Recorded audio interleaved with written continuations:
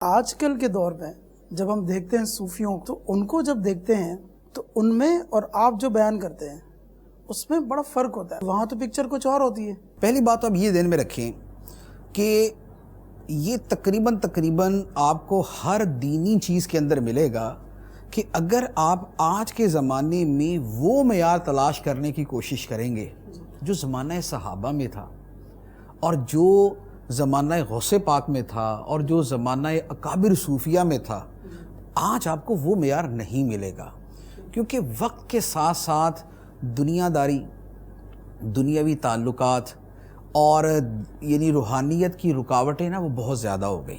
جیسے ایک سمپل سی بات ہے کہ پچھلے زمانے میں بد نگاہی کرنے کے مواقع کتنے تھے اور آج کے زمانے میں کتنے، ٹھیک ہے؟ اچھا، جتنے مواقع زیادہ ہوں گے اتنا ہی اندیشہ زیادہ ہوگا پڑھنے کا، لہٰذا روحانیت پہ یوں فرق بھی ہے.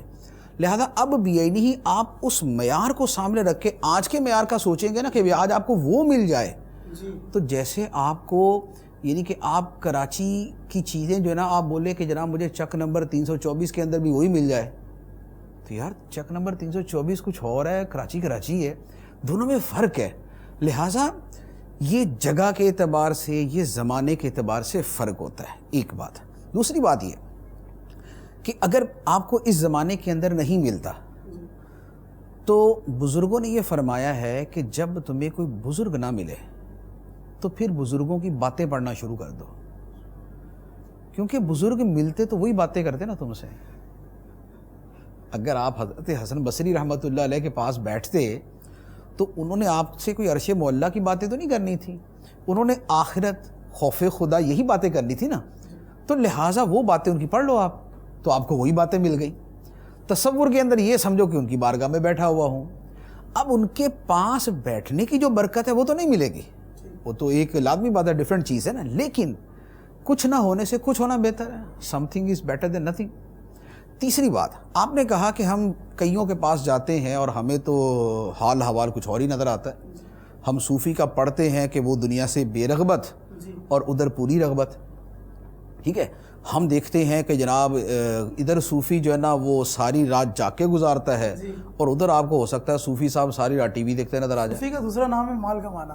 میں آپ کو آج کل کے دور میں تو اب دیکھیں کیا ہے اس میں دو چیزیں عرض کروں گا. پہلی بات تو یہ ہے کہ یہ صوفی نام کا صوفی ہے، جیسے نام کے ڈاکٹر ہوتے ہیں، جیسے نام کے انجینئر ہوتے ہیں، جیسے نام کے اور بہت سارے ہوتے ہیں. جال سازی کہاں نہیں. جال سازی کیوں ہوتی ہے کہ جہاں پروفٹ ملتا ہے، کوئی بینیفٹ ملتا ہے، کوئی ایڈوانٹیج ملتا ہے، کوئی مال ملتا ہے، جال سازی وہاں ہوتی ہے نا. کوئی جالی کی دیوار تو نہیں نا بن جاتا. صوفی کے لیے بھی ایک سرٹیفکیٹ ہے یہ چیز، ٹھیک ہے. اگر اس کے پاس وہ سرٹیفکیٹ موجود ہے تو اس کا مطلب ہے کہ صوفی صحیح ہے. وہ کیا ہے سرٹیفکیٹ؟ وہ سرٹیفکیٹ ہے شریعت. صحیح، ٹھیک ہے. شریعت پہ عمل، اوکے. نماز، دیگر عبادات، دنیا سے بے رغبتی، خوف خدا، اللہ کی طرف رجوع، اللہ کے نبی پاک علیہ الصلوۃ والسلام سے محبت، اچھائی کی باتیں، نیکی کرنا، نیکی کی دعوت دینا، برائی سے بچنا، دوسروں کو بچانا. اس کے پاس بیٹھنے سے دل سے دنیا کی محبت نکلنا شروع ہو جائے، آخرت کی طرف رغبت شروع ہو جائے.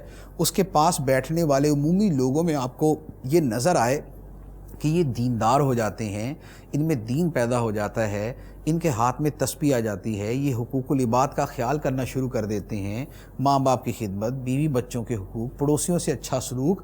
یہ جو آثار اور یہ جو قرائن ہوتے ہیں، یعنی اتباع شریعت اور آگے اس کی تاثیر، یہ وہ چیز ہوتی ہے جو بتاتی ہے کہ یہ صوفی ہے.